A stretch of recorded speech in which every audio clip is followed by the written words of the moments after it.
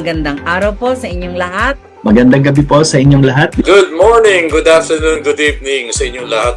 Magandang hapon po sa ating lahat. Ako nga pala si Jean Kenneth M. Ilagan. Ako si Louis Benedict Ignacio. I am Albert Alvin H. De Jesus. This is Dr. Giselle Barion. This is Telma Maranya. This is Attorney Dwight Ramos. I am Dr. Evelyn Songko and I am happy to be with you. Ikinagagalak ko makasama kayong lahat sa isa na namang makabuluhang kwentuhan dito sa Bridges. Excited naman ako sa introduction mo, Dr. Wing. And I'm really so excited to be here. It's really my pleasure to be invited here because this is a very good platform po. Not to be only bridging faith, hope, and love, but at the same time bridging the bond between the alumni and their alma mater. Kaya tayo merong Santa Cruzan as a culminating activity of our devotional practices to the Blessed Mother, because all devotions to the Blessed Mother should always lead to Jesus. Ang mga popular na issues sa mga Pilipino, no? Yung mga may kinalaman sa sikmura, mga economic issues, trabaho, inflation. Pero kahit ganyan pa, makikita na ang mga Pilipino nagbibigay ng attention sa mga political issues gaya ng West Philippine Sea issue.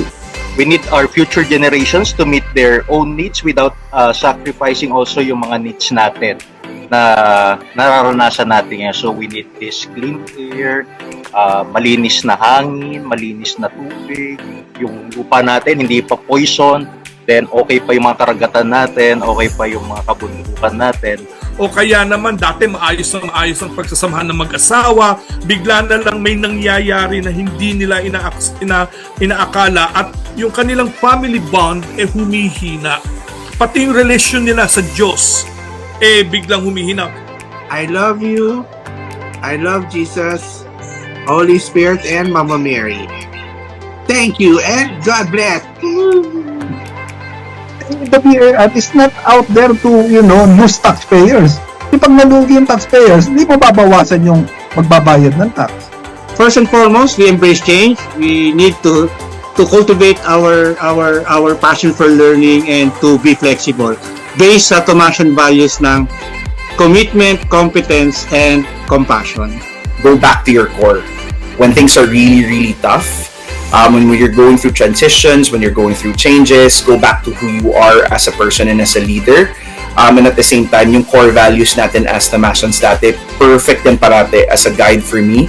Always have to be competent, you always have to be committed, and more importantly, the compassion side of it is going to be your edge in any kind of workplace that you're going to be working.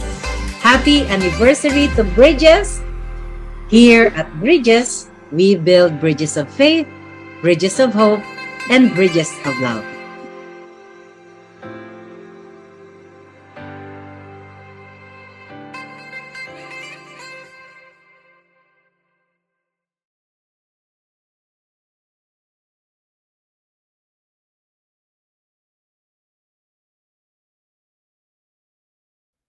The Philippines is rich in natural resources that is enough to sustain the future of the next Filipino generations.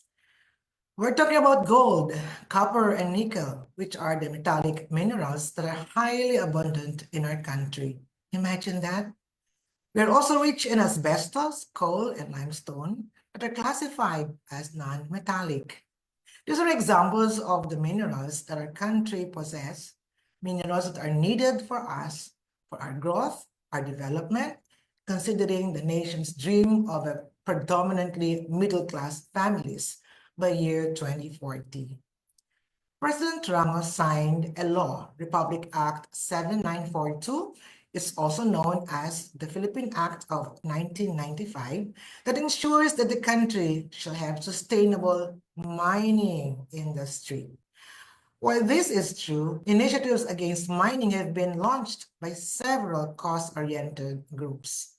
A very interesting question is, what direction should the Philippines take in our mining industry in particular? I am Dr. Evangeline Timbang, the president of the College of Education Alumni Association Incorporated. Welcome to Bridges for our this afternoon's discussion. With me is my co-host today, no other than the very famous Jean Kenneth Ilagan, a Thomasian psychologist, of course, from the College of Science. Hello, Jean. How are you?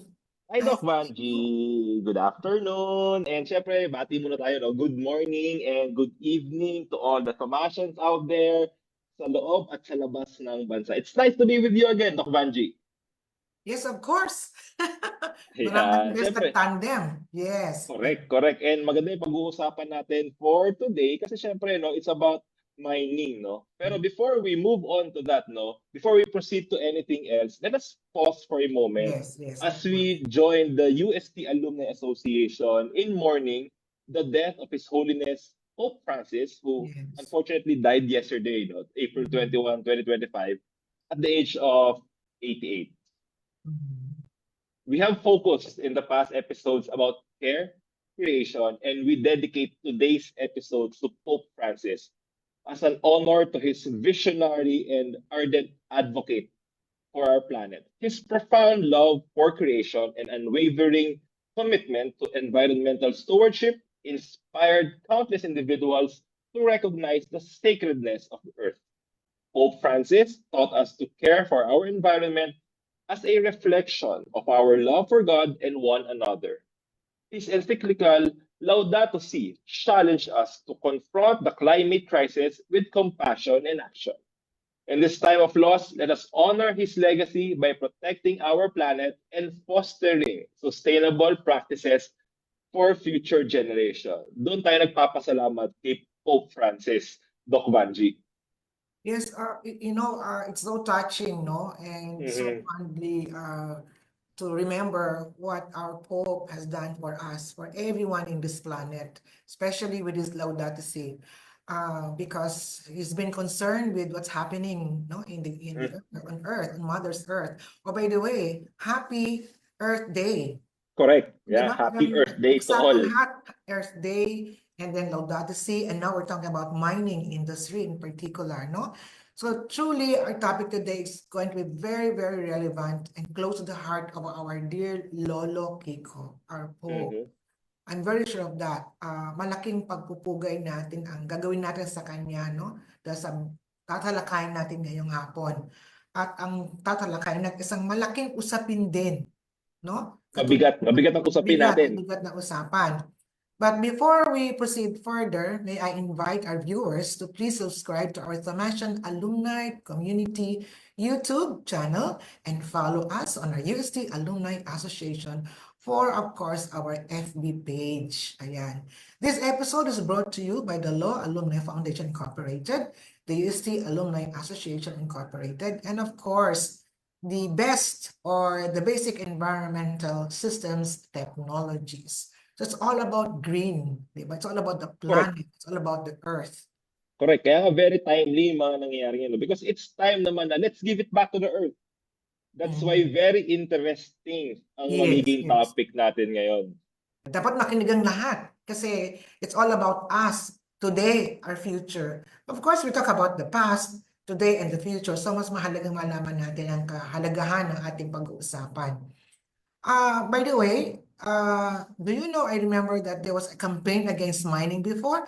Napalitaan mo ba yun? Yung mining campaign? Actually, itong mining na to, it's a very big, marami usapan to, di ba? Because there are advocates who are pushing for this, pushing for that, government regulations, iba-iba ang rule. Iba-iba ang mindset natin when it comes to mining. Kaya nga exciting to, kasi alam naman natin na madami ang pwedeng pag-usapan dito. And it's a good avenue for us para talakayin, ano ba talaga? Is it good? Is it bad? What's the pros and cons? And what can we gain from this one? Kaya nga, excited ako sa mga kasama natin. Oo. So, kilala mo ba kung sino ang ating magiging resource speaker for this afternoon? Ipakilala mo na, Doc Vanji. Sige na. Of course, it's my pleasure, my honor to introduce actually my kababayan, our kababayan, Attorney Enrique Buko de la Cruz. Ayan. Attorney de la Cruz is a graduate of the UST Faculty of Arts and Letters and the UST Faculty of Civil Law. So, true-blooded Thomasian siya, no? He's a senior partner and data protection officer at Divina Law Office, and he heads the firm's arbitration law group. Wow, mabigat, no? Attorney De La Cruz rose quickly and steadily in his profession. Actually, he is the eldest among 3 children. Nakakatuwa ang kanyang kwento, no? Attorney Buko has always been a hardworking and true-blooded scholar. Talagang aral, no? Tiyaga, kasipagan. He was a student leader while in UST. He was a scholar. He was an outstanding debater. Imagine that. Mahilig magkwento na panaglalaban ano ang tama sa mali. Hindi ba? Nakakatuwa. Especially during his, college days when he became the outstanding debater in the university. Natandaan ko yan. Even in his high school days, I remember he was a national winner of a debate class. That's why he was sent to the States. Ayan. Ganyan siya kagaling. He obtained Bachelor of Arts in Legal Management from our university. Okay, Faculty of Arts and Letters, cum laude, and Juris Doctor from the UST Faculty of Civil Law with distinction. Take note of that. Always focused, he continued his scholar pursuit, his schooling in several prestigious universities here and abroad. He obtained a degree on Master of Laws in International and Comparative Business Laws with distinction from London Metropolitan University as a Chevening Scholar of the British government. Did I spell it right? Okay. He studied international trade law from the University College of London Faculty of Laws, attended executive program on leadership for young legislators at the National University of Singapore, Lee Kuan Yew School of Public Policy. He even went to John F. Kennedy School of Government in Harvard and obtained a certificate in executive program leadership and public policy.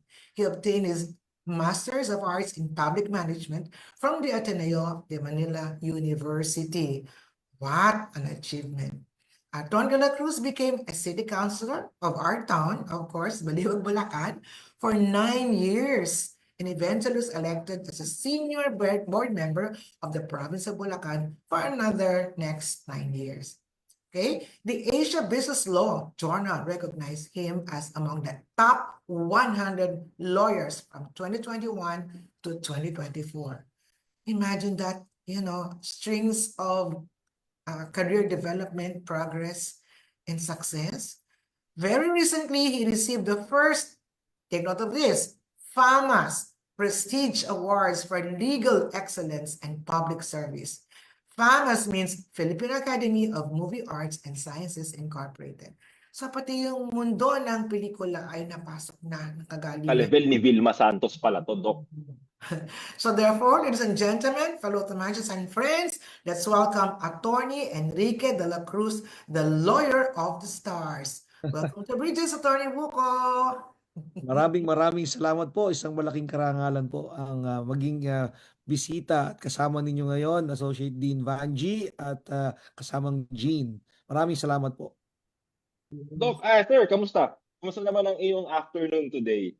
Masayang-masaya naman kasi I'm reconnected to my alma mater. Napakaganda po ng programang ito dahil talagang bridge. Nagiging tulay kami ay makabalik sa ating universities kahit sa pamamagitan lamang po ng conference na ito or program na ito. Talagang babalik at babalik tayo sa UST kasi grabe naman talaga yung pasalamat natin, di ba, Attorney? Yes po, malaki po ang utang na loob ko sa UST. Kung saan ako naroon ngayon ay ito po ay galing po ito lahat sa UST. Oo nga, correct. Binabasa ko nga yung profile mo, Attorney Buko, no? Ang ganda ng profile mo. Nag-aral ka from different countries, you've become a FAMAS awardee, part ka ng Asia Business Law Journal, naging city councilor ka, ang dami mong pinasok na school. Pero ang tanong lang, bakit Buko yung pangalan mo, Attorney? Interesting story yan. High school pa lang kami niyan, naging bansag yan. Kasi nung ako inaimbitahan tumakbong student council president at that time, yung sinasabi ko sa mga kaklase ko noon, dahil wala naman akong pwedeng ibigay na t-shirt or ballpen or ano pa man, sabi ko paglabas niyo dyan sa St. Mary's, merong tinda dyan sa malamig na buko. Sagot ko naman, oo. So ang naging naalala nila, yan si Buko. And ever since, naging bansag na sa akin yung Buko. So hanggang ngayon, ginagamit mo pa rin siya. Yes, no. Ginagamit ko siyang example sa mga speeches, yung Mhm. buko as an analogy. Kaya naging tumatak na siya na ang tawag sa akin ay buko. Interesting. No? So ibig sabihin talagang minana mo na ito mula nung pagkabata mo. Yes, Inadapt yes, mo na correct. siya. You're a practicing lawyer, Attorney Yes po, Buko. I'm a member of Divina Law. It's a law firm based in Makati. Yung boss po namin, yung managing partner, ay dean po ng Faculty of Civil Law sa UST. At kami ho doon, mga 80%, puro po Tomasian lawyers. Okay, so ibig sabihin ba sa court, Attorney Buko din tawag sa'yo? Hindi naman, Attorney De La Hindi naman. Cruz. Ah, okay. Usually, ang tumatawag ng buko, yung mga, alam ko kagad, either taga-Baliwag yan or taga-UST. Okay, so pasok na ako doon. Pwede natin tawagin Attorney Buko. Oo. Pwede po, pwede. So imagine that from buko to the lawyer of the stars. Bakit man may mga bituin pang naisama sa buko? Hindi po, kaya po tinawag na Lawyer of the Stars. Kasi po yung mga kliyente ni Danilo Divina na mga artista, tayo po ang kanyang pinapayagang humawak ng mga kaso. Kaya nangyari, nagkataon naman na nagkasunod-sunod na puro mga celebrity. Kaya po yung FAMAS na talagang ibinibigay lang sa mga may pelikula at artista, first time nagbigay sa hindi artista at walang pelikula. Kaya nagpapasalamat din tayo sa kanila sa pagkilala. Correct. Okay, so gusto mo magka-pelikula? Hindi naman. Baka mamaya makumbida na siya na sumama sa Natin pelikula. linya, Sir G. Hindi naman Oo, masama. Gaano Yes. katagal ka na bang lawyer, Attorney Buko? I graduated 2000, passed the bar immediately 2001. So may 25 years na po. 25 years. Hindi Perfect. halata parang fresh from the bar. Oh, parang hindi Medyo siya matagal tumatanda na. kasi the last time I saw him nung, college years niya hanggang sa nag-practice. Parang ganyan pa rin siya. No? Parang may sekreto. Magaling mag-alaga po yung misis ko, kaya Ayun, there's somebody behind. May Okay. motivating factor. Oo, interesting, no? Sa balita namin, Attorney Buko, you are engaged, no? Mga usaping mining sa bansa. yes Parang po. biglang napag-usapan ngayon ang mining, although matagal na ang mining industry natin. So, alam namin na maraming ayaw sa industriyang yan. Bakit naman kaya maraming ayaw ang industriya? Please tell us how you became interested in the mining industry. So as early as 2010, ako po ay kinuhang abogado ng isang mining company. Nag-expand po ito hanggang sa noong 2014. Naging formal po akong bahagi ng isang mining company bilang pong kanilang abogado. At hanggang ito pong mga nakaraang taon, just recently, nagbuo po sila ng mga samahan, yung mga minero at mga mining companies. At tayo rin po ang nag-abogado sa kanila. So almost po na mga 20 taon na po tayo sa industriya. Nakita na po natin yung kanyang growth, no? At yung panahon na pinagbawal ang pagmimina. There was a time na may moratorium, wala munang papayagang magmina, no? Panahon na yon, no? So nakita natin yung struggle na yung mga kumpanya na kliyente rin natin ay nangangailangan ng raw materials na nanggagaling sa pagmimina dahil tayo ay walang pinoproduce ay kumukuha galing sa ibang bansa. So ito po yung naging nakagisnan kong environment, no? Dahil tayo po ay abogado, napasok po tayo sa larangan ng pagmimina dahil sa pagiging abogado po ng mga mining companies at ng mga mining workers. Attorney, marami tayong nababalitaan nga na naging problema at mayroon pa rin hanggang ngayon tungkol sa pagmimina. Bakit ba naging controversial ito? Ano bang epekto nito kung may mina o may minimina at sino nagmimina sa atin? Actually po, Go yes ahead. po, meron po kasing bad image ang mining, no? Napakarami po ang kontra sa mina dahil sa mga maling balita, fake news na kumakalat. Syempre, meron tayong hindi masisisi yung mga ayaw sa pagmimina kasi ang nakikita nila yung mga hindi sumusunod sa batas. Ito yung karaniwan, ito yung mga maliliit na mining companies na dahil maliit lang ang pondo nila, hindi sila nakakasunod sa mga patakaran kasi mahigpit yung batas natin sa pagmimina, no? Pero dahil sa mga iilan na mga maliliit na mining companies, naapektuhan yung buong industriya. Sila yung mga hindi sumusunod sa tamang pangangalaga ng kalikasan, hindi sumusunod sa pangangalaga sa produkto ng mina, at nagpo-pollute nila yung mga tubig na nagko-cause ng harm sa environment, no, at sa mga communities. Kaya nagkaroon ng anti-mining sentiments.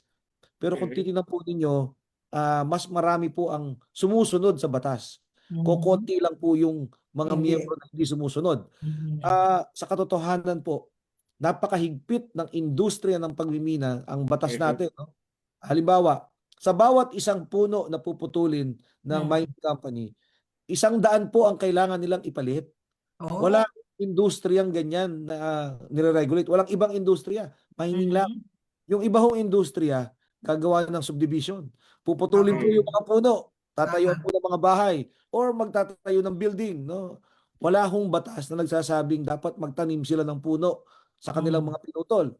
Pero po sa mining industry, merong ganong batas. 100 trees kapalit ng isa. Pero galit na galit tayo sa mga mining companies. Pero hindi tayo nagagalit doon sa mga nagde-develop ng mga subdivision, mga commercial establishments. That's just one, no? Pangalawa, yung pong mining, bagamat ang connotation ay negative, sa totoo po napakalaki ng benepisyo natin. Ngayon po, itong ginagamit natin, itong laptop na ito, ang mga batteries po nito, pati battery po ng cellphone ninyo, lahat po yan galing sa mining. Yung dinadaanan nating kalsada, semento, bakal, galing po yan sa mining. Yung pong kutsara at tinidor pag tayo kumakain. Pati po yung mercury na ginagamit po sa ospital, pati po sa mga pang-diagnose, no, CT scan, ultrasound, lahat po yan galing sa mining. So kung titignan po ninyo, essential ang mining sa atin kasi yung raw materials, doon po nanggagaling. No? Kaya kailangan siya. Pero kailangan din sumunod tayo sa tamang pangangalaga ng kalikasan. At marami naman po talagang kumpanya na sumusunod. And if you look at the numbers, mas marami po yung sumusunod kaysa rin sa mga nagva-violate. Ano ba nakukuha natin, Attorney Buko, sa mining? Like, alam ko ang Pilipinas, 'di ba, rich ang kanilang soil. Ano bang mga produkto na nakukuha? Kasi baka mamaya hindi alam ng mga tao na yung tama kayo, laptop na to, baka kalahati nito galing sa mina. Correct. Diba? Actually Ano po, ba mga ang mga mina po natin either mineral or non-mineral, no? Yung mga halimbawa, meron tayong mga yung gold, yung silver, mga raw materials 'yan, no?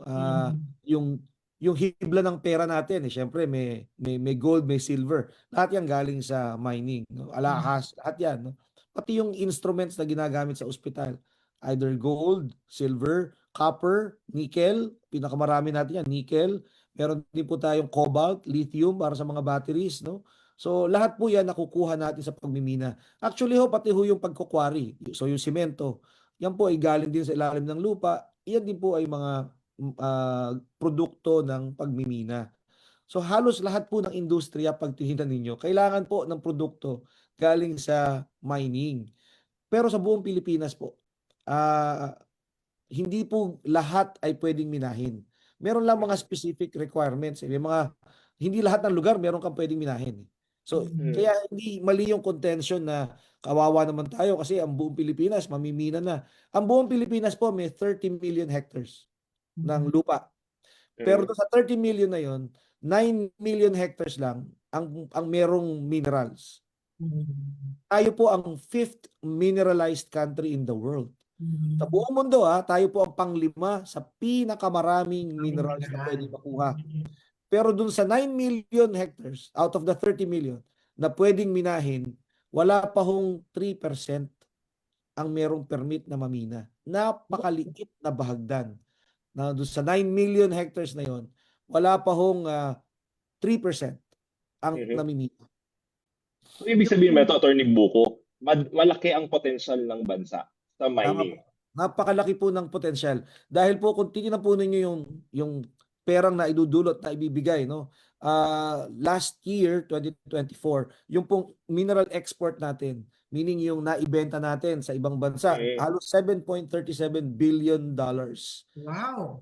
Ang gross value added po na naidulot niya sa atin sa ekonomiya natin taon-taon nung 2024 ay 179 billion pesos. Ganun kalaki. Napakalaki pong bahagi. Mas malaki pa ho kaysa sa OFW remittances. So ito Pag sabihin, talaga hong daang-daang bilyon ang naibibigay ng pagmimina sa gobyerno at sa komunidad. Kaya sa buong bansa po, sa ating gross domestic product, ay napakalaki po ng contribution ng mining. So, Pag nagmina ba, go ahead, Doc. Correct. So, sino po yung namamahala ngayon sa pagmimina sa bansa? Sino pong mga sangay ng gobyerno dapat ang mamahala dito? Yes po. Ito po ay nasa sa ilalim. Kapag po large scale, no, ito po Mm. sakop ng DNR, Department of Ayan. Environment and Natural Resources. Specifically, DNR. meron silang bureau. Ang tawag doon ay Mines and Geosciences Bureau, Bureau. MGB. So doon ka kukuha ng permit, doon ka sila magbabantay, magre-regulate, no? Pag Mhm. naman small scale mining, meaning mas maliliit lang ito ng mga minahan, sakop lang po ito ng local government. Kaya ho iba-iba ang patakaran kasi iba-iba ang ordinansa. Okay. So yung mga minahang bayan, ito ho yung hindi gumagamit ng mga heavy equipments. Ito yung mga small hand-carried equipments lang. Ito ho yung mga minahang bayan. Ang nakakasakop niyan, local government. Doon lang sila humihingi ng permit sa governor para makagawa sila ng kanilang mga pagmimina. At ito yung karaniwang nakikita ng iba na, uy, ito, kita mo, nasira na yung environment. Pero hindi po ito ang kumakatawan sa malaking bahagdan ng pagmimina sa Pilipinas. So mas marami po ba nagiging problema sa mga maliliit na pagmimina kaysa sa mga malalaking organisasyon na nagmimina? In terms of volume ng mga kaso, no, mga kinasuhan, mas marami po yung nakasuhan sa paglabag sa mga environmental standards ng mga small scale kaysa sa mga malalaki. Kasi ho, yung mga malalaking kumpanya, may mga standards na sinusunod. No? Okay. Kaya nga po nung sinabi ko sa inyo tungkol doon sa puno, no? Bukod po doon na bawat isang puno ang kapalit 100 itatanim. Eh kung maliit kang nagmimina, hindi mo kayang i-comply 'yon, no? Kasi Oo, tama. sabihin, you spend lupa, kailangan mo ng area para taniman ng 100 puno. Sa bawat isang puno itatanim mo, ang laking kapital na kailangan para maglaan ka ng lupa para doon, di ba? Bukod roon, meron pa hong requirement for social development, no, and management program ang gobyerno. Ang Or lahat ng community. kumpanya dapat maglaan ng pondo mula sa kanilang operating expense para pabutihin yung komunidad kung saan sila nagmimina. Again, Gene, Dean Vanji, hindi ito nire-require sa ibang industriya. Correct. Yung iba magtatayo ng subdivision, nire-require lang na gumawa kayo ng drainage, gumawa kayo ng, di ba? Na para din sa kanilang benepisyo. Pero ang mining, 1.5% ng operating budget dapat ilaan ng kumpanya pagpapagawa ng eskwelahan, ng ospital, ng kalsada, pagpapaaral ng mga estudyante sa mga komunidad kung saan sila nagmimina. Kaya pag pupuntahan po ninyo, lahat po ng mga komunidad kung saan merong mining, kausapin ninyo yung mga nandoon. Lahat sila sinasabi sa inyo, malaki ang naitulong sa kanila ng mining. Kasi alam mo Doc Attorney Buko, may kliyente akong mining. Kailangan yung kanilang parang majority ng kanilang employees galing doon sa community na yon. Yes po, may 80% requirement po 'yan. Na 80% talaga ang trabaho po nang gagaling yung mga empleyado doon sa komunidad.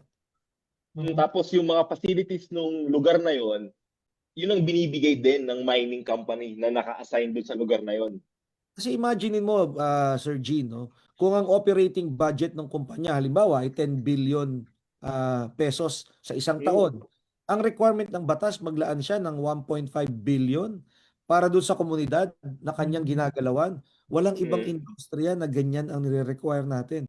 Ito bawas to sa kita. Ha?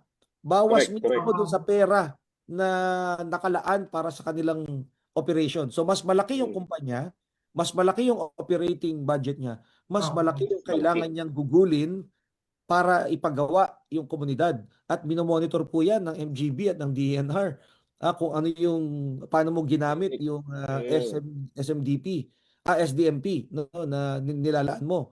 So, titignan nila, nagpagawa ka ng eskwelahan, ng ospital, ng kalsada, ng kuryente, ng water filtration system, at ilang scholar ang iyong napaaral. So, malaki po ang tulong, hindi lang po in terms of taxes, hindi lang po in terms of employment, kung hindi in terms of changing the way people live, no, in the communities where the mining is being done, the mining community. So, marinig natin yung benefits, no? Nakita natin yung pwedeng mangyari sa komunidad. So, meron ka po ba, attorney, maibibigay na isang example lang ng isang mining company na talaga nag-benefit ang isang particular community? Or kahit yung Marami, lugar kung saan ginawa, di ba? opo, Kung saan marami po. ginawa yung mining. Particularly po yung Carrascal Nickel Corporation, where I am part, no. Yung pong ito po ay award lang sa kanila ng DENR. Kinilala itong kumpanyang ito. It's named after Carrascal, which is in Surigao, no. So yung Okay. lugar po na yun ay itong minimina nila ay nickel. So pwede nyo puntahan yun, na-i-feature na po yan sa iba't ibang mga programa on TV, pwede nyo i-google, na makikita po ninyo yung pong lugar na minina ay mas maayos nung kanilang iniwan, no, yung lugar. Okay. Nagtanim sila ng daang-daang puno, no. In fact, almost 51 million hectares na po ang nataniman ng lahat ng mga mining companies, hindi lang po yung Carrascal Nickel Corporation, no, pero lahat ng mining companies all over the Philippines. As of now, no, 51 million hectares ang nataniman nila ng puno as of December 2024. So kung examples of good practices, napakarami po. Nandiyan po ang PGMC, no? Nandiyan po ang Nickel Asia. You just Google their names, makikita po niyo yung awards and recognition nila, hindi lang sa Pilipinas, kung hindi sa abroad on best practices. Ibig sabihin po, hindi lang sila nag-i-invest para kumita, kung hindi nag-i-invest sila sa mga tao, sa communities kung saan sila nag-ooperate para mapaganda at mapaayos ang buhay nila. Pero Attorney Buko, madami bang mining company sa Philippines? Konti pa or kailangan pang dagdagan? Kasi sa kwento mo, Attorney Buko, ang laki ng potential. Ang daming nagbe-benefit. Kumbaga, positive eh. Diba? Positive yung effect nito eh. Pero yung number ba ngayon ng mga mining company sa Philippines, kulang ba siya? Pwede pang i-explore, pwede pang damihan? Bigyan ko kayo ng scale, ng comparison. Okay. Yung construction companies, yan yung nagde-develop, no, gumagawa ng mga subdivision, buildings, etc. Sa buong Pilipinas, siguro yung mga kumpanyang ito na nakakakuha ng mga kontrata, humigit kumulang 300,000 companies ang may mga permit na para, ito may mga license pa yan, magtayo ng subdivision, mas mataas yung ranking mo, mas malalaking proyekto yung magagawa mo.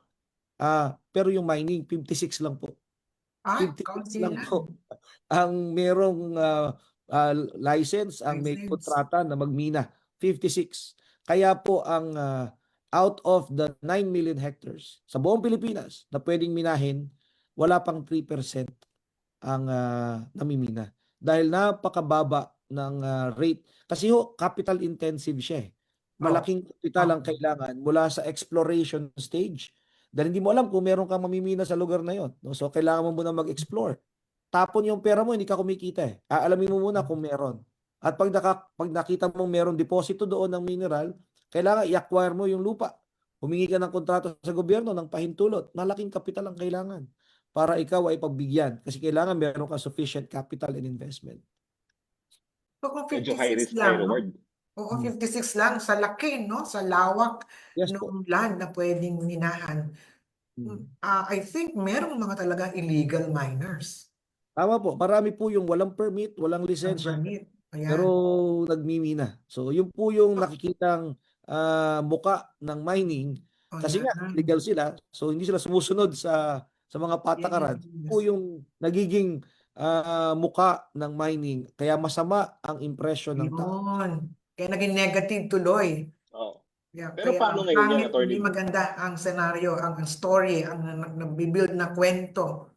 Ang pamprogreso. Kasi kumbaga, Sayang, no? Pero may potential talaga. Malaki ang potential. Kasi illegal, di ba? Kasi Doc Banji, illegal kasi, no? Kaya hindi dumadaan sa tamang regulation. Hindi dumadaan sa tamang permit. Tama po. Pero, pero Attorney Buko, in reality, paano ba dapat minimitigate ng isang mining company yung effects nito sa environment? Siyempre, tama ka naman, no? So, tama ka na, may nasisira, may pinapalitan. Pero aside from that, no, paano pa ba natin minimitigate yung effect nun so that ang lumalabas talaga is positive? Kasi for sure, kaya lang naman illegal, kaya nga illegal miners kasi pasaway ang mga yun eh. Kumbaga, walang return to the environment. Okay. Magandang question yan. Kasi unang-una, tandaan po natin na yung mga minerals, no, yung halimbawa yung bundok, no, na o yung lugar kung saan merong mina, karaniwan hindi yan maraming puno, hindi yan kasi hindi tumutubo ang mga puno o halaman sa isang centralized na lugar eh. Kaya again, common misconception kasi ang ganda-ganda ng gubat, sisirain para sa pagmimina. Walang mineral yun kung maraming puno kasi hindi tumutubo ang puno kapag mineralized yung lupa, no. So yan, isang kailangan linawin natin yan, ano. Isang paraan yan para ma-mitigate. Bago ka magsimula ng pagmimina, mag-a-apply ka ng Environmental Compliance Certificate. Okay. Magsasubmit ka ng plano, Environmental Impact Assessment. Ibibigay mo yan sa DNR. Kailangan susundin mo yon. Hindi porket nabigay na yung permit mo, tapos na. Kaya siya compliance certificate, meron siyang checklist. Yun yung mitigation. Nandun nakalagay na, ito, saan mo itatapon ang mga dumi na mapuproduce ng iyong pagmimina. Makaka-apekto ba yan sa body of water? Anong pinakamalapit na body of water? Ayan. So there are, in our laws right now, sufficient safeguards. Enforcement na lang ang kailangan para matiyak na yung mga nakalista na dapat sundin sa Environmental Compliance Certificate, sa ibinigay sa iyong permiso ng gobyerno, ay mababantayan. At pag hindi mo nasunod, may karampatang parusa na dapat ipataw para naman mangilag, no?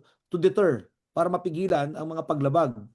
So ito po yung mga magagawa natin. Una, kung ang mina ay nanggagaling sa isang community na mayroong taong nakatira, madi-displace, di ba? So dapat ma-mitigate by providing them relocation, providing them with additional alternative housing. Kung ito naman ay nasa lugar na inhabited ng mga indigenous people, kasi karaniwan bundok di ba? Bundok usually yung mga mineralized areas Hindi naman to patag Wala namang mina sa patag usually Ang mga mina na usually nasa mga lugar kung saan galing sa volcano, galing sa mga bundok. Okay. At karaniwan mga katutubo, no? Doon. Alam po ba ninyo na sa batas may requirement na hindi pwedeng pumasok ang mining company sa mga lugar na yan nang walang pahintulot nung indigenous group? At nagbabantay din dyan yung National Commission on Indigenous People, NCIP.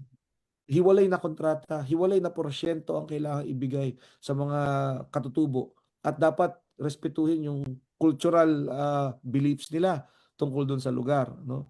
Another mitigating factors to mitigate, no, ay yung safeguard na nanggagaling sa local government. Kasi yung tubig, yung water treatment facilities, yung employment, no, opportunities, lahat yon parts of mitigating dahil magpo-provide ka ng roadways. Ito, kalsada, hindi gobyerno magpapagawa. Yung mining companies, bakit gagawa ng kalsada? Para hindi masira yung mga infrastructures ng gobyerno. Kumuha ka ng sarili mong kalsada para sa pagbaba at pag-akyat ng mga makinarya mo, no? Lahat po ito ways to mitigate whatever harm the mining activity might cause the land and the community. And syempre, Attorney Buko, responsibility ng mga tao, bantayan to mga to, right? Yes. Tama po. Enforcement. Kailangan vigilant tayo. Tama. Jane, isa ako sa natuto na akala ko ang bundok pag parang kalbo na ay inabuso. Ang ibig palang sabihin, maraming mineral ay hindi naman makikita sa mga lugar na maraming halaman or puno dahil kailangan wala yon, di ba? Yes, so mali pala yung aking interpretasyon at ako ay natuto ngayong hapon dahil dyan. So nakakatuwang marami tayong natututunan tungkol sa pagmimina at lang natin maintindihan kung ano bang kabuluhan at mga benepisyo na bibigay sa atin kaya dapat yung tungkulin natin. Kaya pala may mga course talaga na pinag-aaralan ang mining, no? Kasi ang laking economical value niya sa development ng isang bansa. Kaya lang naisip ko kanina nung nagsisimula tayo, nabanggit natin si Lolo Kiko, no, ang ating Pope.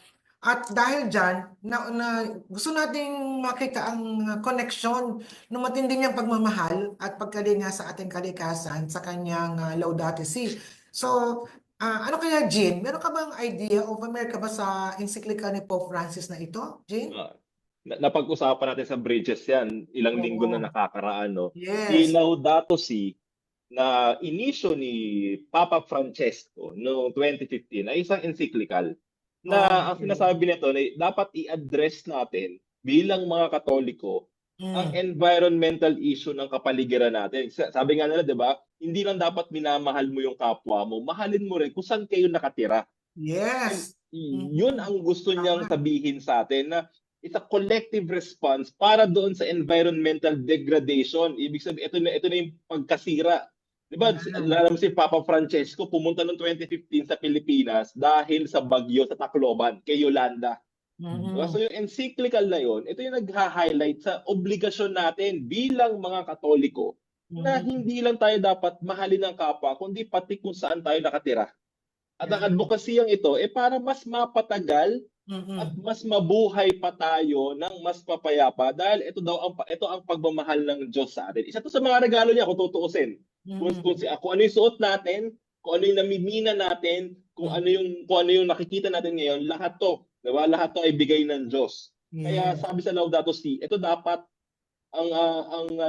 ang maging responsibilidad o pagbabalik natin doon bilang isang Kristiyano. Kaya ang tanong natin na susunod kay Attorney Buko, what specifically is the implication of Laudato Si on the mining industry of our country in particular? Maganda pong question yan, Dean Vanji. Yung Laudato Si, literally, it's an Italian phrase, no? Yes. Opening no encyclical, praise be with you. No? Yan ang nakinuha mula sa akda ni Saint Francis of Assisi na mapagmahal sa kalikasan. No? Kung babasahin po natin yung encyclical na Laudato Si, ang sinasabi niya, hindi hiwalay ang problema ng kalikasan sa problema ng mga mahihirap. Hindi kailangang solusyonan ang environmental issues nang hiwalay sa social issues. Ang sabi ng Santo Papa, ito ay integrated ecology. Hindi po pwedeng gumawa tayo ng programang pangsagip sa kalikasan na makakaapekto naman sa mga mahihirap na dapat ang approach natin ay integrated. Which na tamang-tama naman po, no, very apt doon po sa concept ng mining sa Pilipinas kung saan hindi lang buwis at pagsunod sa batas ang hinihingi ng ating Mining Act. Sa kasalukuyan, sa ibang industriya, para matawag kang effective sa iyong industry, di ba? Yung mga gumagawa ng subdivision o kumukuha ng langis, etc. Paano sinusukat kung gaano kahusay na tumutulong sa pamahalaan? Hindi ba ang sukatan ay gaano kalaki ang buwis na iyong binabayaran? Hindi ba? Yun ang sukatan nila. Magaling itong industriya to kasi maraming na ipapasok na pera sa kaban ng bayan. Pero sa mining, in compliance with Laudato Si, no? Hindi ko naman alam kung consciously ito talaga ang kanilang ginawa. Pero sa mining industry sa Pilipinas, hindi sapat na ikaw ay nagpapasok ng buwis. Kasi bukod roon, merong obligasyon na ipinapataw ang batas ng pagtulong sa komunidad kung saan ka nagmimina. In fact, bukod sa binabayaran mong buwis, kailangan mo maglaan ng 1.5% ng operating expenses mo, operating budget. So mas malaki ang budget mo, mas malaki yung 1.5% nun. Nagagamitin mo para sa pagpapabuti ng buhay ng mga nakapaligid. Na ito ang tinuturo sa atin ng Santo Papa na ang approach natin dapat sa pag-solve ng climate crisis ay integrated.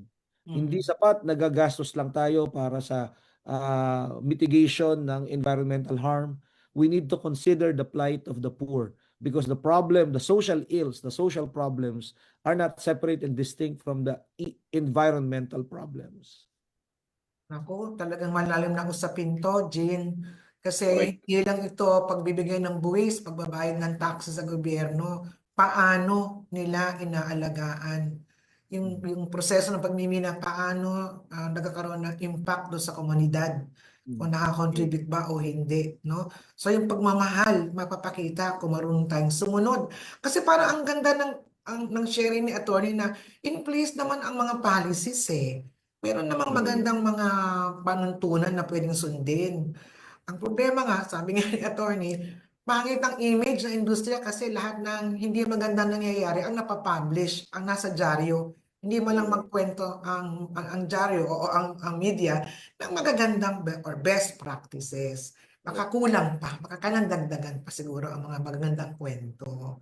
Dadami pa yan, Doc Kaya po Vanji. Dadami pa yan. nagpapasalamat kami sa pagkakataong tulad nito na nabubuksan po nabibigyan kami ng pagkakataon na maipaliwanag sa mas maraming tao. Kaya Yeah. talagang tama ang bridges. Isa sa Hindi, mga pero pero Attorney Buko, mas nagpapasalamat kami kasi meron tulad mo, 'di ba, na hindi lang kumbaga na pinapantay, 'di ba? Hindi kumbaga hindi lang natin trabaho bilang mga Tomasians, no. Ang role natin sa komunidad syempre na meron tayong moral obligation. Tama.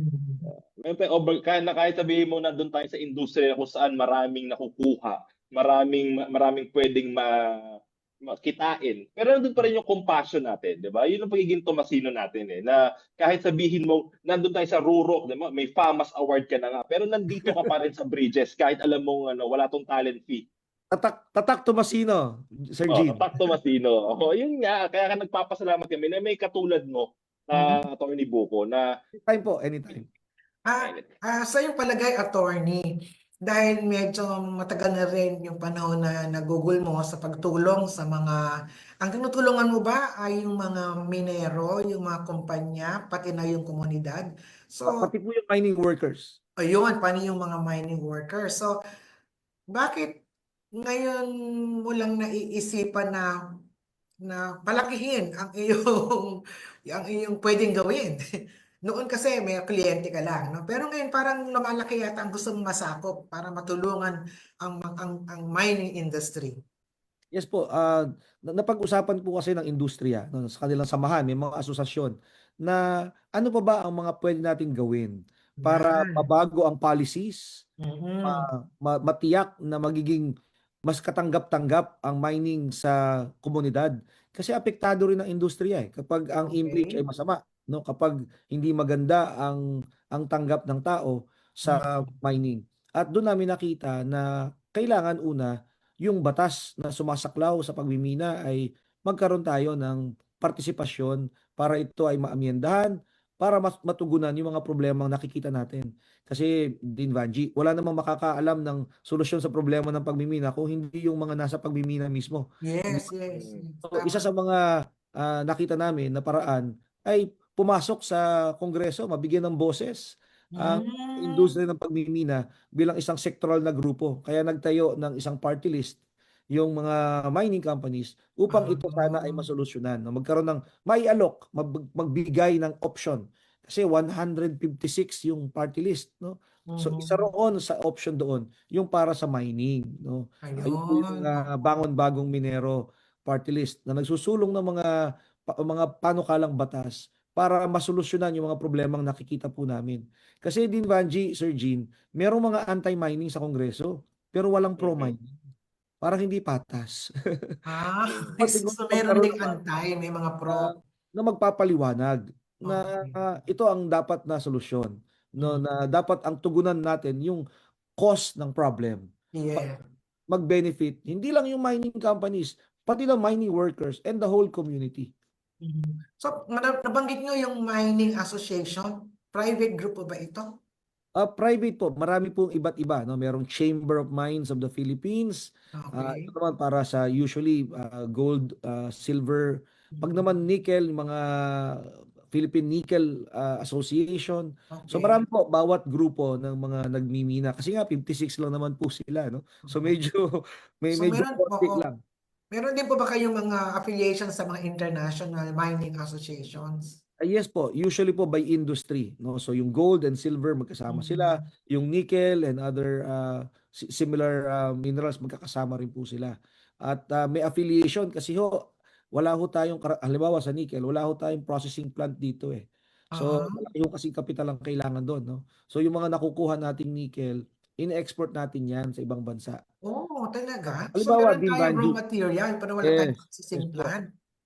Sir Gene, halimbawa, usong-uso ngayon, 'di ba, yung electric vehicles, hindi ba? At parang napaka-modern at napaka-environment friendly kapag electric vehicle ang gamit mo, 'di ba? Pero ang tanong, ano ba ang unang-unang kailangan ng electric vehicle? Hindi ba baterya? Yung baterya niyan ay galing sa pagmimina. At Oh. yung miniminang yan ay sa Pilipinas karaniwan ang gagaling at sa China. No, yung batteries or yung cobalt or yung nickel, lahat yan raw material natin. So tayo po nag-export niyan. So yung mga kumpanya na gumagawa ng sasakyan na electric vehicle, kailangan nila ng ating mga raw materials para magawa nila yung mga green, environment friendly vehicles na yan, no? So Imagine, products ng mining yan. nasa atin ang raw materials, pero yung pinaka-manufacturing, yung production, yung refining, wala pala sa atin. Kung meron din tayo noon, mas maraming trabaho yon, mas maraming Tama po, kaya lang po kabuhayan yon. malaking kapital po kasi ang kailangan. At yung mga bibili ng produkto ay wala naman din sa atin. Yung gumagawa ng mga sasakyan na electric vehicles halimbawa ay based naman in China and in the US. So kahit may planta tayo dito, yung bibili ng produkto wala din eh. Nasa ibang bansa rin sila. Oo.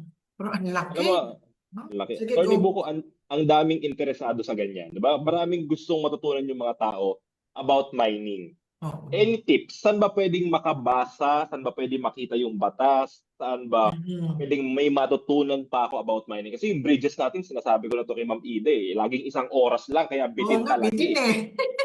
Oh, marami po no. Una-una po yung aming pong Facebook page, yung Bangon Bagong Minero Party List, no. Okay. BBM Party List. Meron po kaming mga materials on mining. Yung pong Philippine Nickel Association, PINEA.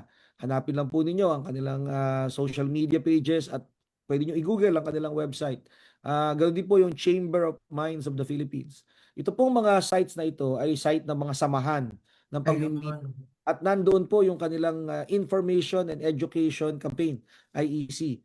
Marami po silang mga materials, no, na pati yung sa amin yung page po ng BBM Party List. Nandoon din po yung mga info materials, educational and information materials para naman maunawaan ng tao. In fact, may mga commercial ads kami na ipinapakita namin yung benefit ng mining at yung mga pinag-usapan natin kanina para lang matanggal sa isip ng tao na masama ang pagmimina. Oo nga, tama nga, dapat ayusin ang mindset na ito tungkol sa mining. Ano ba yan, Jean, Atty. Buko, Diyos ko po, napaka-iksi naman ang oras natin sa talakayan na ito na napaka-interesting. So, at this point, attorney, ano ba ang pwede mong i-advise sa ating mga Tomasian lawyers and those are aspiring to be lawyers na maabot din ang naabot mo bilang isang abogadong Tomasino? Mag-apply sa Divina Law. Bukod dyan, no? Because Dean Nilo Divina will take care of you. Pero bukod po dyan, we just stick to our values, no? Okay. Yan pong yung compassion dapat magmawala kasi yung clients mas gusto nila kung makikita nila sa'yo yung compassion mo, yung commitment natin to serve, no? And of course, competence. You should always make yourself worth the time of others. Paano ka makakatulong sa iba kung hindi ka nag-aaral ng bagong mga paraan para makatulong sa iyong kliyente at sa iyong komunidad? So, yung ating, at siyempre, character. No, yung ating character na bilang Tomasino, kahit nasaan, kahit walang nagbabantay, kahit walang nakatingin kung ano ang tama at itinuro sa atin, dapat nating laging sundin, no? So, yung 4 C's natin, di ba? Let's stick to our values of the 4 C's, no? Yung competence, yung commitment, no? Yung compassion, yung ating character. Lahat po yan ang susi para sa ating tagumpay. So, true-blooded talaga. 3 beses ko na sinabi yan. Nasa yung mga ugat, no? Ang kahalagahan ng pag-iisang Tomasino. Alam na alam, bisado sa nasa buhay talaga. So, sa mga viewers naman in general, attorney, baka meron kang mensahe sa kanila tungkol sa tamang perspektibo tungkol sa mining. Yes. Sa lahat po ng nanonood sa atin ngayon, we appeal na aralin po natin ang mining, no. Ang lahat po ng halos ginagamit natin ay galing sa mining. Meron nga kaming Dinvanchi, meron nga kaming kasabihan eh. Almost everything that we are using right now comes from mining. In fact, before it was yours, it was mined. So yun yung aming catchphrase, no? Pag meron kang anumang hawak mo ngayon diyan, anumang gamit mo, usually bago naging sayo yan, minina yan. Galing yan sa it was mining. mined. Yeah. It was mined. And because of that catchphrase, ibig sabihin, kung lahat pala halos galing sa pagmimina, then there must be something good about mining. Diba? Yes. Kasi it's essential, no? So I appeal to everyone to disabuse from their minds na masama ang mining. Mabuti ang mining kasi nakikinabang tayo sa mining. At yung mga iilan na hindi sumusunod sa batas, sabay-sabay tayo. Dapat we should hold them accountable. We should be vigilant. Lahat po tayo, bantayan natin yung mga hindi sumusunod. Sila, isumbong natin sila, i-report natin sila. Kasuhan natin sila kung kaya natin, no? Para Saan daw? mapapanatili Attorney? natin. Saan daw pwede magsumbong? DNR po, MGB, kung sa mining, usually po Okay, DNR, okay. meron ng hotline. Tama. Jen, meron tayong mga comment yata sa ating quick Facebook chat.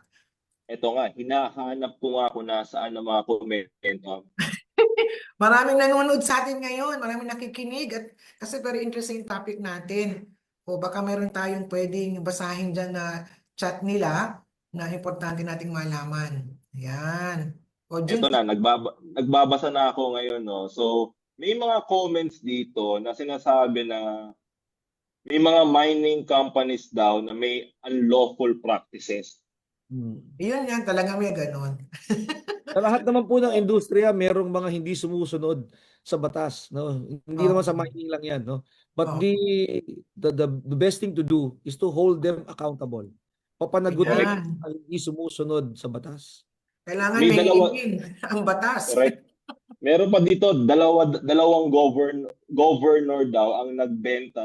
Well, siguro allegations to, no? Pero saan ba pwedeng isumbong na bigger government agencies? Pwede ba dumiretso DNR or sa... Yes, DNR. DNR, MGB, yung Mines and Geosciences Bureau ng DNR. Sila nagbabantay usually sa mining. Kung merong mga officials na involved, ombudsman, no? Ayun, Pwede mong kasi sila sa ombudsman, pwedeng tayong magsumbong. Yes po. At yan po lahat, meron din po na hotline ang Malacanang 888. 4 na 8 na tawagan nyo lang. Kahit anonymous complaint, yan po ay inaaksyonan ng Malacanang hotline. Ayan. So kasi feel ko yun naman talaga kasi ang mga tao gusto nila na okay ang mining pero dapat bantayan ang mga pasaway. Yes, kahit nga saan meron, no? Kailangan lang ready tayong harapin sila. Marami ho nanonood sa atin mula sa Law Alumni Foundation. Thank you po sa inyong panonood. UST LAFI, headed by our President Justice Ronald Moreno. Lahat po sila ngayon nakasubaybay sa atin. Magandang hapon po sa inyong lahat. Thank Di you mo po naman sa sinabi, panonood. attorney. Sorry po talaga po maiksi lang po yung oras natin. Baka magka-part 2 pa tayo nito, no? Sa ganda ng usapan. Parang medyo bitin pa nga no? Parang ang sarap pang pag-usapan, iba pang mga anggulo ng pagmamining. Isa na ako doon. Na iba na. Pero attorney Buko, Attorney Buko, saludo kami sa iyo. Yes, Maraming salamat. Thank you very much po for joining us today, Attorney Enrique de la Cruz. We're so privileged to listen to you and to learn a lot from you. Maraming insights po at marami kaming natutunan. Maraming salamat din po sa pagkakataon. Yes. So, Jean. So, syempre, pasalamatan mo na, Doc Vanji, sino bang mga sponsor natin for this Yes, so afternoon? again, as mentioned, let's not forget to mention our sponsors. The UST LAFI, the UST AI, the best basic environmental system technology. Sa lahat po ng sponsors at nanonood, sumabaybay, nakinig, nakiisa sa amin ngayong hapon, maraming salamat po. Correct. Kaya ang next ating sponsor, si Attorney Buko na. Oo naman. Ayan. So maraming salamat sa lahat ng mga nanonood. So don't forget to follow us on our YouTube channel and subscribe para po mapanood niyo pa ang aming mga future Bridges program. Susundan niyo lang po kami sa aming mga social media account. And syempre, imbitado ang lahat na sumama at manood at makigulo sa UST Alumni Association Incorporated Santa Cruzan sa UST grounds sa darating na Mayo 8. Kung doon Yes, nagkakamali, May 8 po yan. Oo, May 8 na to, 3 p.m. Ayan. So, punta lang po kayo sa UST at makikigulo kayo, no? So, sa mga reyna natin, nagagandahang reyna ng mga bawat kolehiyo, mapapanood niyo sila. Ayan, di ba? Ando ka ba, Doc Banji? Nakakatuwa, no? So, maraming natuto, maraming nakinig, maraming nakikisa. So, with that, here at Bridges, we build bridges of faith. We build bridges of hope. and Bridges of Love. So maraming salamat. Thank you po. Mabuhay sa ating Maraming lahat. salamat.